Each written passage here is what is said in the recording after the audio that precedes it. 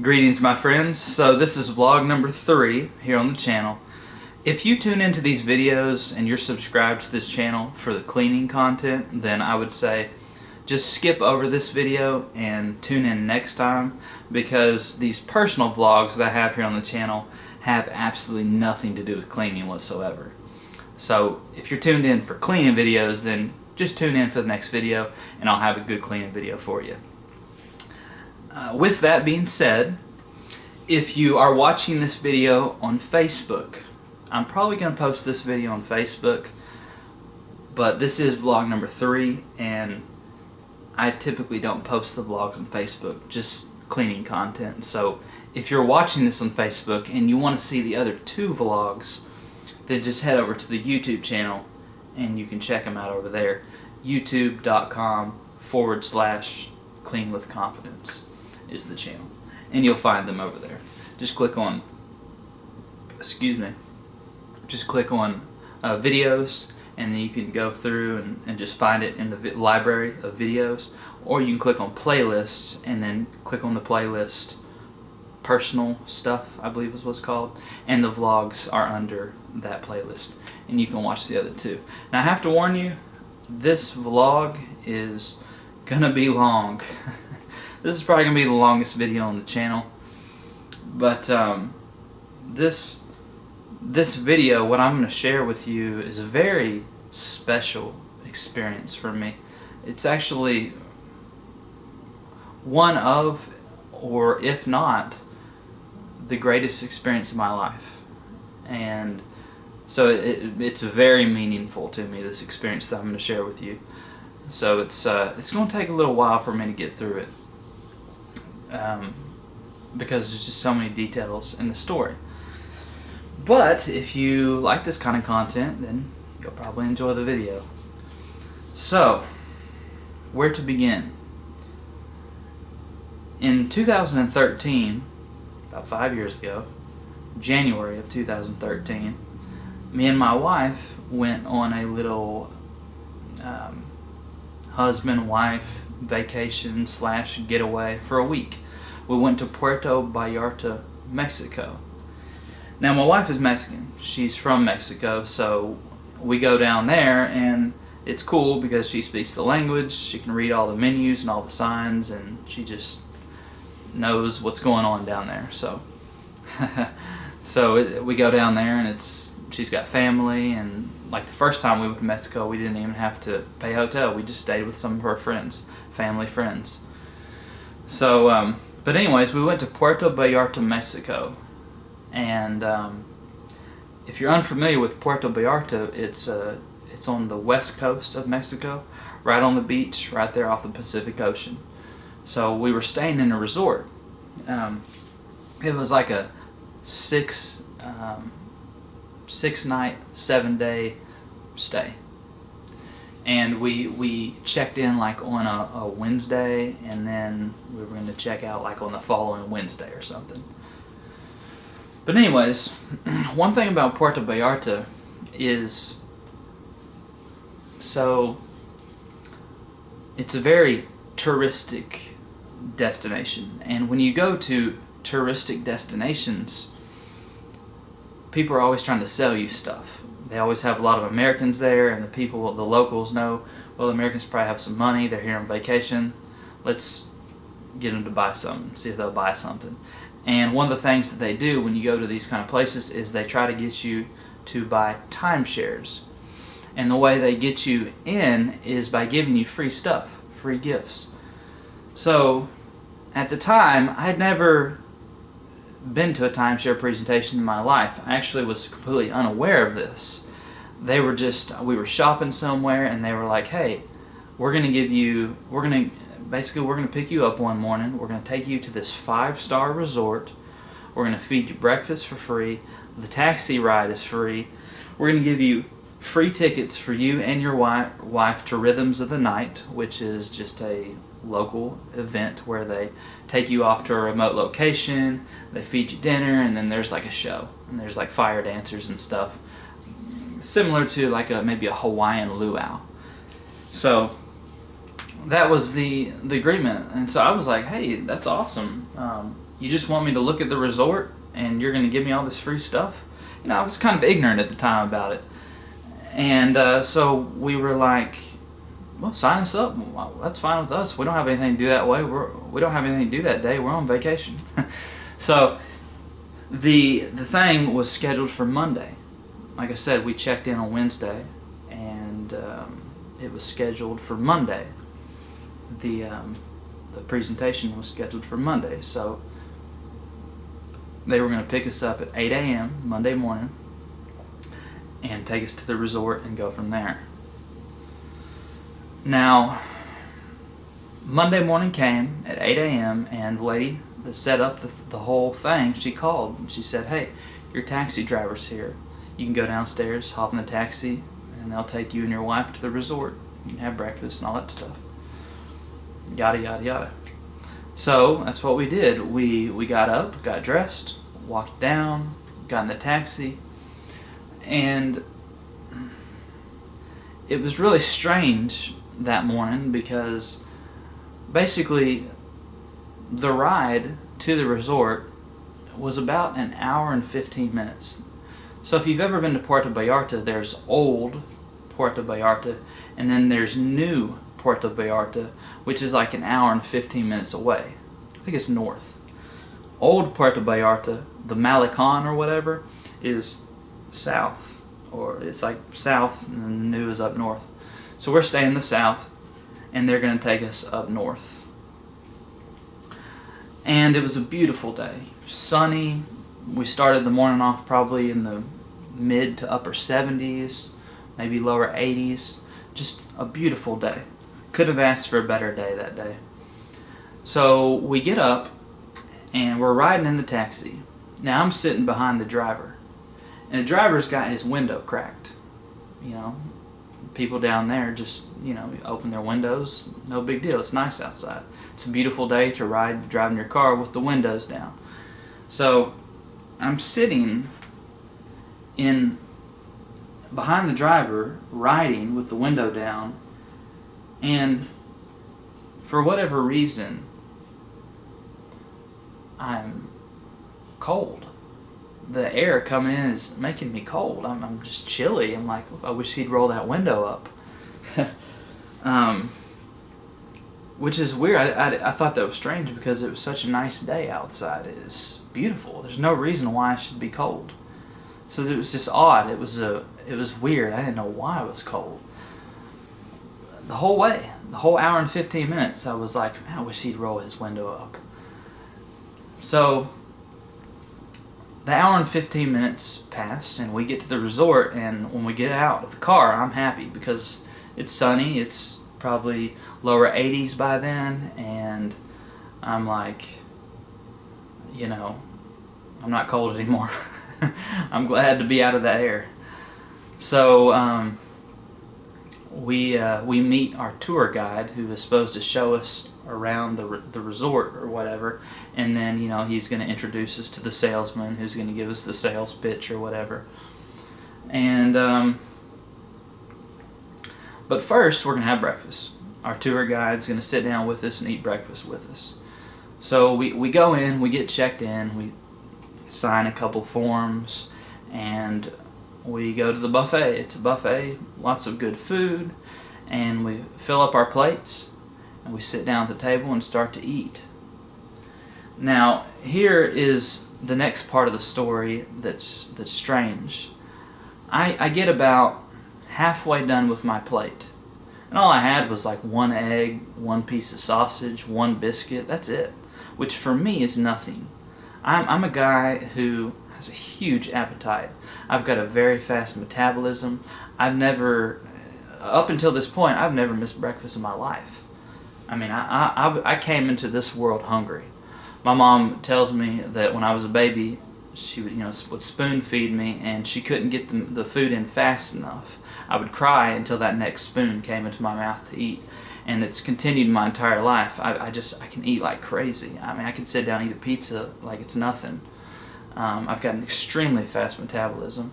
And I just remember as a kid sitting down with my cousins who they really didn't have appetites. They didn't eat much, and I just thought they were aliens. I was like, don't you guys ever eat? how do you, like, ate 2 chicken wings and that's it. I'm eating 12. You know, so basically while we're sitting in the resort, I'm getting halfway done with my plate and I'm just not hungry anymore. I'm just not hungry. I'm like, I just don't have an appetite. My appetite leaves me. And that's just really strange because I've never left food on my plate, especially food that I got from a buffet that I was planning on eating. You know, it's not like it was my second or third plate or something. This is my first plate, you know. You always finish your first plate. So there was no reason why I wasn't going to finish my food, but I just lost my appetite. I wasn't hungry anymore. So I proceeded to sit there for the next 20 minutes while my wife and the other guy finished their plate, finished their food. And we're talking, chit-chatting or whatever. He's sharing some stories. Angelica, my wife, is sharing some stories. I'm sharing some stories. You know, just regular common small talk. But along the... So I finished my plate and I kind of lost my appetite. And over the next 20 minutes while I was waiting on them to finish, I started to feel funny.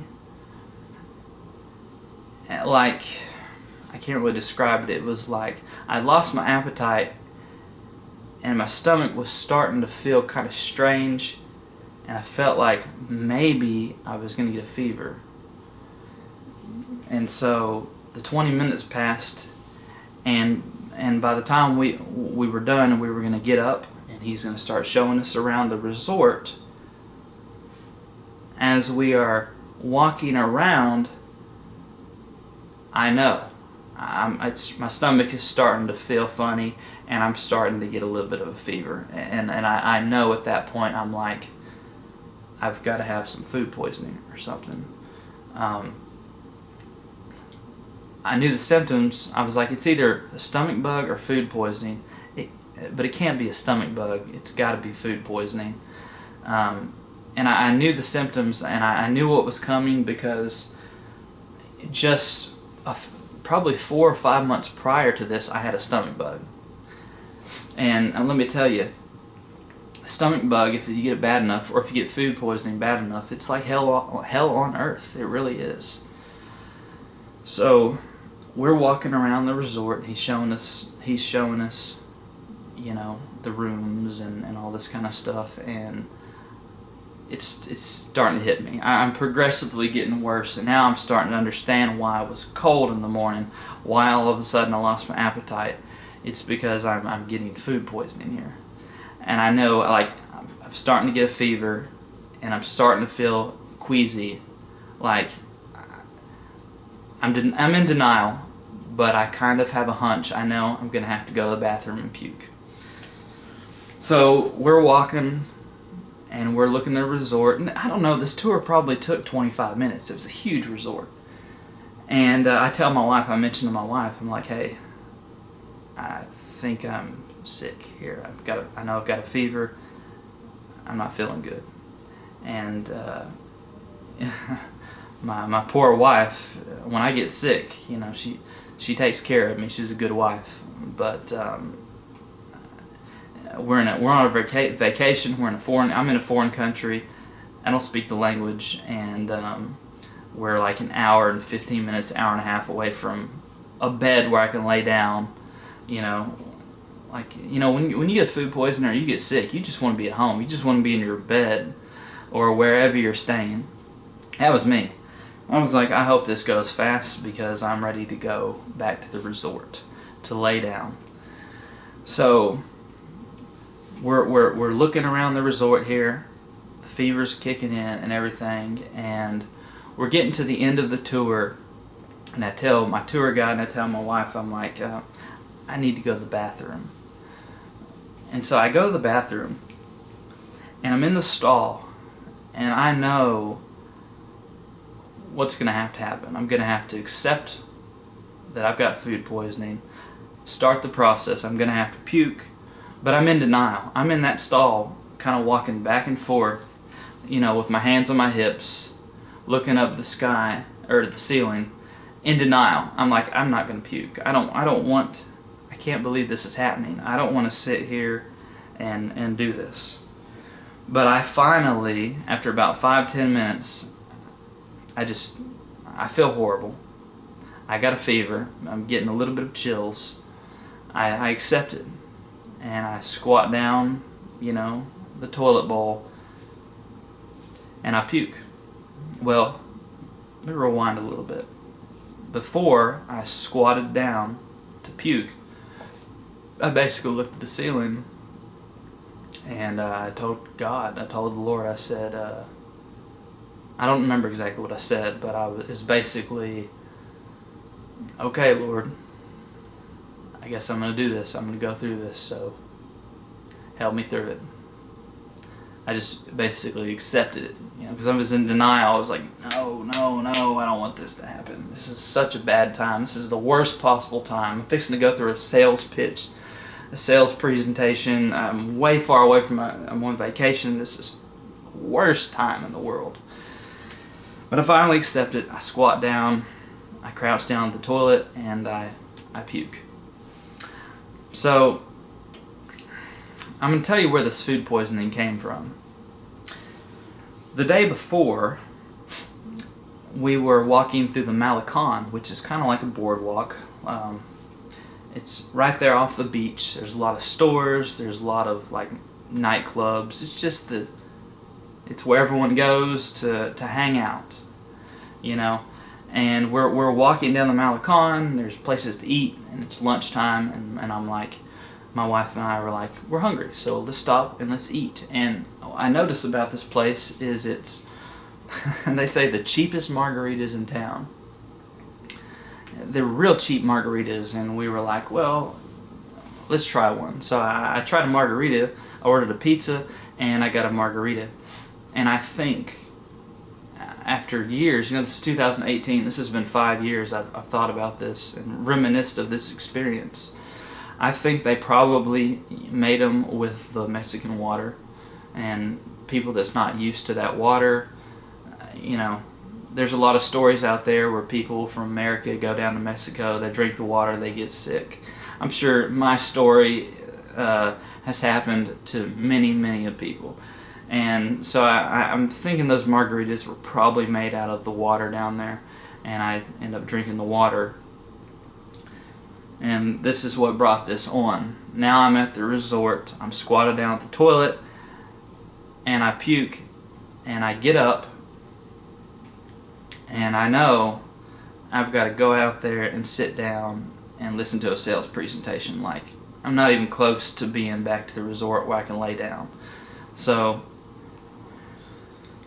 I go out there and I tell Angelica, my wife, and I said, I just puked, And when you have food poisoning or a stomach bug and you puke, you don't get a lot of relief. And if you get any relief, it's probably 5 minutes. So maybe 5 minutes I got a little bit of relief. I was like, okay, I'm ready to do this. But it didn't last long, and I was back to my stomach was just hurting. And my fever, I had a high fever. This is probably the only time in my life where I was sick with fever, and I have no idea what my fever was because I didn't have a thermometer with me. Typically, when I'm sick, I have a thermometer. I take my temperature just to know what it is. So if it gets too high or something, I've got to take a cold shower or go to the emergency room or whatever. Well, when I was in Mexico, I didn't have a thermometer. So I have no idea what my fever was. All I know is I had fever. I'm 35 years old, so I know all too well what a fever feels like. So I get up from the toilet, I go out, I tell Angelica, my wife, I said, I just puked, And I've got fever, I'm just getting some chills, I'm cold, my stomach's, I'm feeling miserable. I'm miserable. I'm just progressively getting worse and worse and worse. And if you know how the food poisoning works or stomach bug works, basically it goes like this. So you slowly increase, get worse and worse, and then you peak. But when you peak, you stay up there for 3 or 4 hours, and then you start to come down. Where I'm either peaked out or I'm right on the verge of peaking at the beginning, the first, it's going to take 3 or 4 hours of that peak. And so I'm right there at the beginning. I'm coming out of that bathroom and I'm peeking, I'm cold, and the guys, the salesman and our tour guide come out, and they're ready to sit down and talk prices and all that kind of stuff. And this is funny because by this time it's probably 90s outside, maybe even mid-90s. So it's hot and it's sunny. But they want to take us inside the resort and sit us down in this air-conditioned room. And we go in there, and I'm like, I'm freezing. I actually tell the guys, I said, I've actually got fever. I think I've got food poisoning. And I'm freezing. Can we sit outside in the sun? And I think they thought I was crazy because it was burning up out there. But sure enough, they were going to make sure I got the sales pitch. So they take us out there, and we sit right in the beating hot sun, 90 degrees, and I'm not cold, I'm not cold like I would be if we were sitting in the air condition, but I'm not hot. Basically, the sun and the 90 degrees, it feels good. So we're sitting there, and he's giving us the sales pitch or whatever. I'm feeling miserable, and I probably mentioned to him again. I said, I can't make these decisions right now, these financial decisions. I'm not in any kind of condition to make these kind of decisions. I've got fever. I've got food poisoning. My stomach's hurting. I can't make these kind of decisions right now. And so basically, the salesman said something that really made me angry. I didn't think I'd get angry. I've got a fever. I'm sick. I've never been angry when I'm sick before.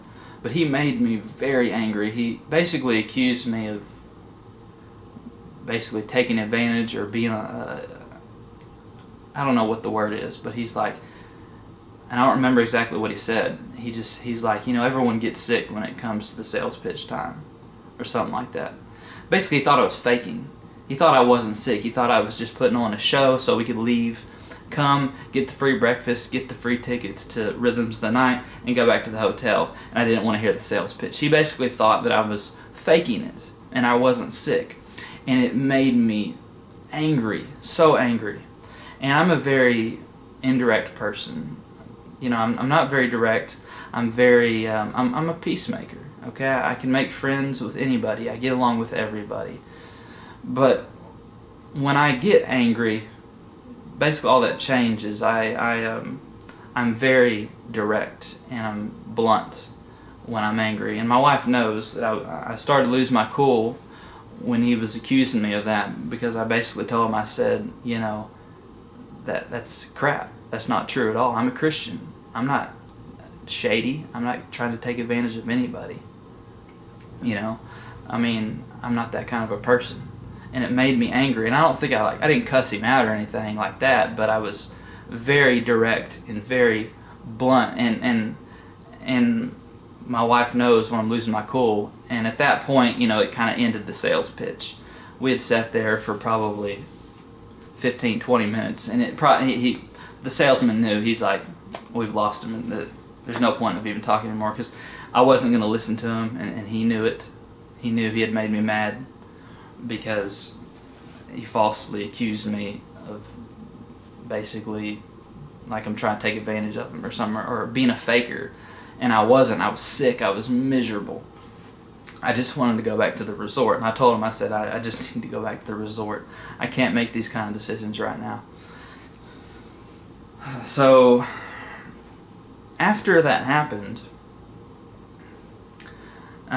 he said, okay, well, we'll go ahead and send you back to the resort. So my wife and I get up, and they go on their way, and they take us over to another table. And this other table is basically an entire different sales pitch. It's not for the resort. They're not even affiliated with the resort. They're like trying to sell you deals on plane tickets and stuff.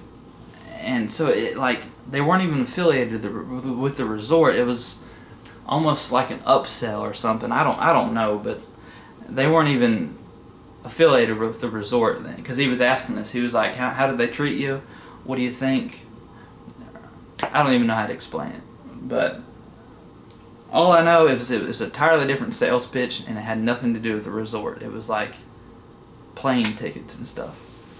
And so we're sitting there, and we are he's giving us a sales pitch, and after about 10 minutes I just cut him off. I said, I can't do this. I've got to go. I've got to go. I've got a fever. I've got food poisoning. My stomach is killing me. I feel like I need to puke. I can't listen anymore. I can't. And so he's like, okay, I'll wrap you up. And so they take my wife into the building, give her the rhythms, the night tickets, check her out, and she's in there for a while, because what I found out later is they were just waiting on the cab. There wasn't like a taxi nearby, so they were just waiting on the cab to get there, so the cab could take us back to the resort.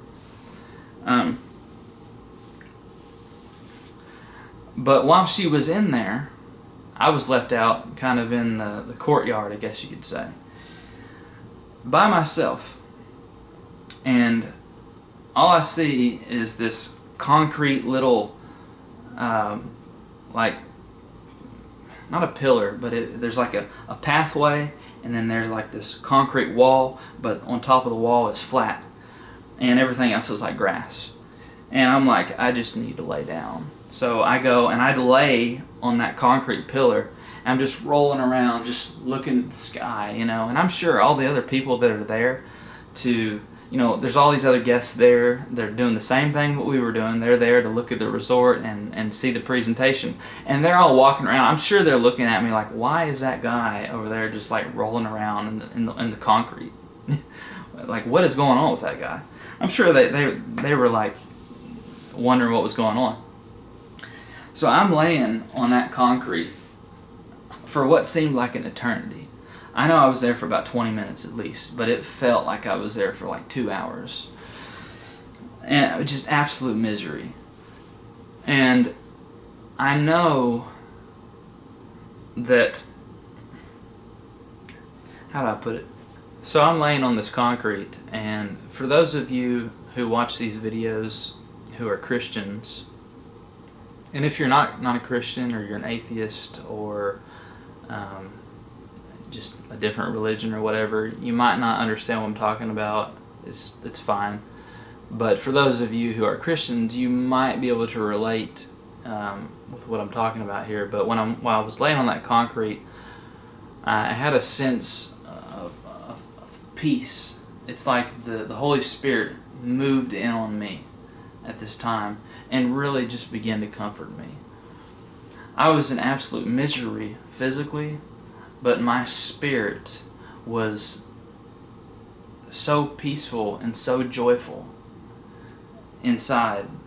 And if you don't know what your spirit is just like, it's this really deep part of your being that connects you with God. It's the part of you that wants to worship, that worships and connects with God. And so my spirit was absolutely leaping for joy, and the Holy Spirit come in and just was comforting me, and it was amazing. It was amazing, and so that's what began to happen during this, while we were waiting on the taxi. So I'm laying on this concrete, and I'm just looking at the sky, and I'm thinking about the Lord, And eventually my wife comes out. She says the taxi's here, so we get up and we walk out to the taxi. And now I've got about an hour and 15 minutes until I get to that hotel where I can lay down on a bed, not concrete. So the taxi driver knows that I'm sick, and he's like, whatever you do, just don't puke in the taxi. I forget if he said we'd have to pay for it or whatever. It's probably like, you're going to have to pay for the damages if you puke in this taxi. Pay to get it cleaned or whatever. So we were like, okay. So we start driving, and about halfway through the trip, I asked the taxi driver, I say, hey, I need you to pull over to the side of the road because I need to puke. So he does that, and we pull over. It's not the interstate, but it's a pretty busy highway. Highway speeds 55, 60 miles an hour. So he pulls over, I get out, and I just walk over somewhere, over by a fence, and I puke. And I just remember getting up and walking back to the taxi, and I was very thankful with the taxi driver. He's very nice, very patient. I'm sure, he's got fares to go get. He's got money to make. He's having to stop and wait for me to puke on the side of the road. So I know they don't make much money, and I know I'm probably burdening him, and so I'm just very thankful for him for being patient with me. And so I'm walking back to the taxi, and I just grab all the change I got in my pocket. Whatever's in there, I just give it to him, like, here, man, thank you. And it probably wasn't much. I wish I had more. I wish I could have given him more. But I just gave him whatever I had. I have no idea how much it was, but I just pulled whatever change I had, and I gave it to him. I said thanks. And so we hop back into the taxi, and so the taxi ride, the remaining 40 minutes or whatever, like I was saying, the Holy Spirit was really moving in on me and comforting me. And I began to get spiritual vision like I'd never had it in my life. I began just to see the sin of the world, the vanity of riches, and the vanity of chasing wealth, and the vanity of modern day hip hop music, and I start to see the sin in my own life. I start to see the holiness of God, the holiness of Jesus, while I'm riding. I'm so miserable, but my spirit is so alive, and I just start to see things so clearly, clearer than I've ever seen them in my life to this day. And at the time, I really wasn't that. I was kind of away from the Lord at the time. I really got serious about God in 2009, around January of 2009.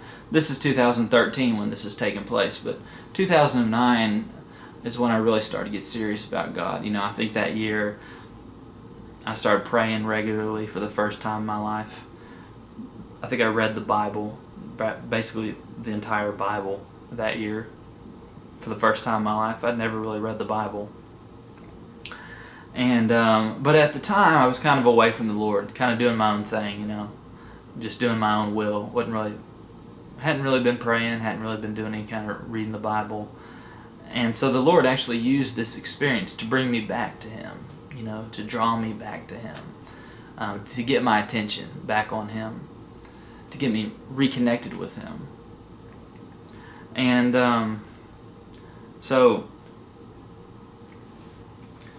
So I get back in the taxi cab, and like I said, as we're riding to the resort, I'm seeing things just so incredibly clear. It's amazing. It's absolutely amazing. And of course, my wife's sitting right next to me. I'm just kind of leaning on her, just kind of anticipating getting back to the hotel. Well, eventually we get back to the hotel/resort. And we pull up, and I just jump out of that taxi, and I run over, to the other side of the parking lot, squat down, and start puking again.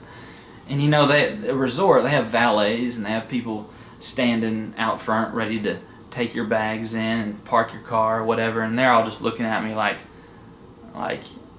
what in the world is wrong with him?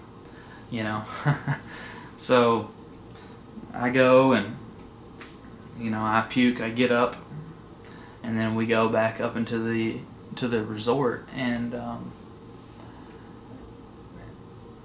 I lay down and I get my phone and I just start playing my favorite Christian music group is called For Him. If you've ever heard of For Him, they have a lot of albums, a lot of CDs, a lot of songs, and I grew up listening to them. When I was a kid, I went to a couple of their concerts, and so those songs are very special to me. So I just started playing them real light while I was laying there in bed, and I'd have to get up every 10 minutes and puke. Luckily, the bathroom was right next to the bed, but I was laying in that bed. The music was playing, but I was just laying there trying to sleep, trying to just ride out the storm, and getting up every 10 minutes to puke or whatever. I probably puked 20 sometimes, but I remember so clearly just my spirit was so alive. I mean, I felt so comforted. It was like Jesus. I had an encounter with God in this experience. Jesus was literally in the room with me. I didn't see him, but it was just undeniable that he was there, like sitting right next to me while I was going through the food poisoning, like he was right in the room with me.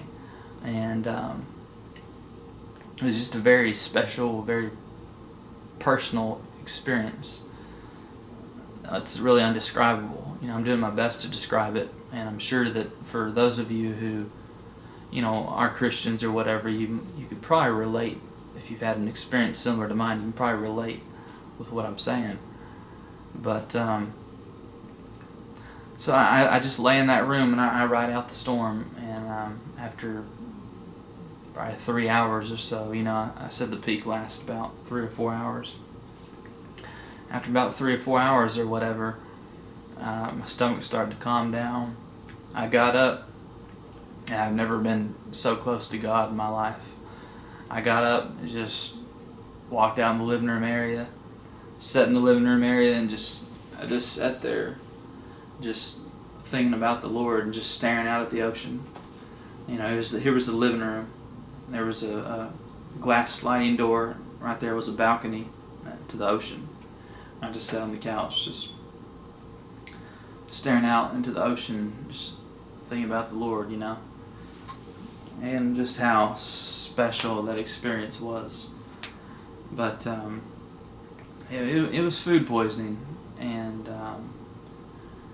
nowadays I can go to church. I can start to reminisce about that experience, and almost brings tears to my eyes when I think about it. It just every time. It was a very special experience for me. I really encountered God that day. So that's the vlog, and I just thought I would share that experience with you. It means a lot to me, so I just really couldn't go without sharing it, because it's a big part of my story and a big part of my life. So with that being said, thanks so much for taking the time to watch this long video. I'm recovering from a sunburn. That's why my face is a little red and I'm peeling, and I have this little thing right here on my nose. I was at the beach and I was wearing my sunglasses the whole time, and the sunglasses actually scratched me right there, so just recovering from the sunburn. But with that being said, that's all I got for you. I will see you in the next cleanup video. Y'all take care, and God bless every one of you. So I just went through and watched that video about the Puerto Vallarta story, and there's a couple things that I probably need to clear up that could have been a little bit confusing, and there's a couple of things I could actually add to the story after watching it. First of all, I just want to say that there were 2 resorts. I know I kept saying resort, and then I guess I should have said resort hotel. So there was the 5-star resort where the timeshare presentation was, and then there was the resort / hotel we were staying at. So we were staying at like a 3-star resort. I guess I should have said hotel. So I just wanted to clear that up. There were 2 resorts in the story. Also, so I do this a lot with my neck in the video, I've noticed.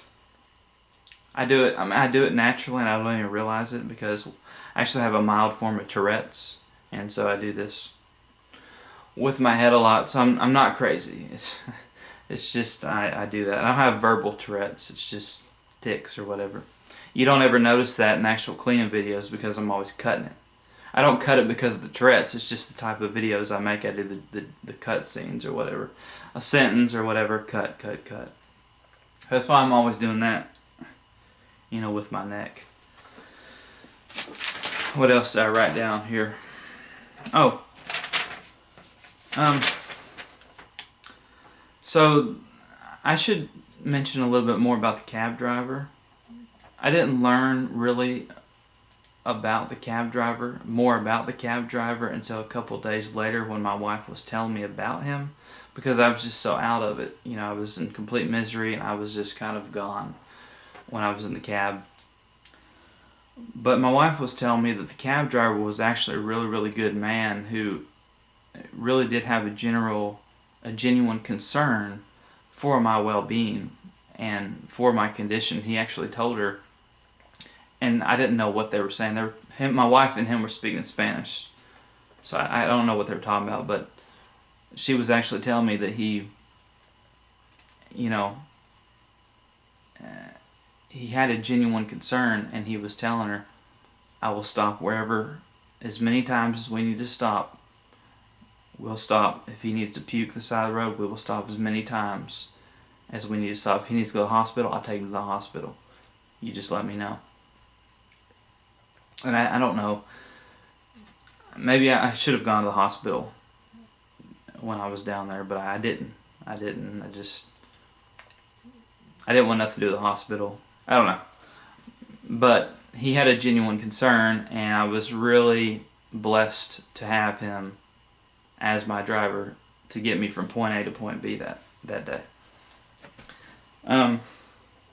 It was actually the polar opposite of the people at the resort. The people at the resort displayed more of, just greediness, a lack of empathy. They really, all they were interested in was making sales, making money, giving people sales pitches. You would think when I'm out there in the courtyard rolling around in front of everybody on the ground, on the concrete, in a 5-star resort that has tons of money, you would think, it makes you wonder, where's the empathy? You would think they'd offer me a bed or somewhere to lay down to ride out the storm. But nothing, just cold, They were more concerned with, worldly concerns and making money than the well-being of a fellow human being. Now, it doesn't bother me. I don't really care about myself as far as that's concerned. It's not that I don't care about myself, but I don't hold, grudges, or I'm not sour or salty about it. I'm just saying, just in general, you'd think, where's the empathy? Because I know if it was my wife, I would have had a hard time with it because it's my wife. I love her. I'm like, Or if it was like, if I had kids and it was my kids in that situation, I'd be like, hey, can we get them a bed or a blanket or something, It would be a lot harder for me if it was someone I love rather than just me.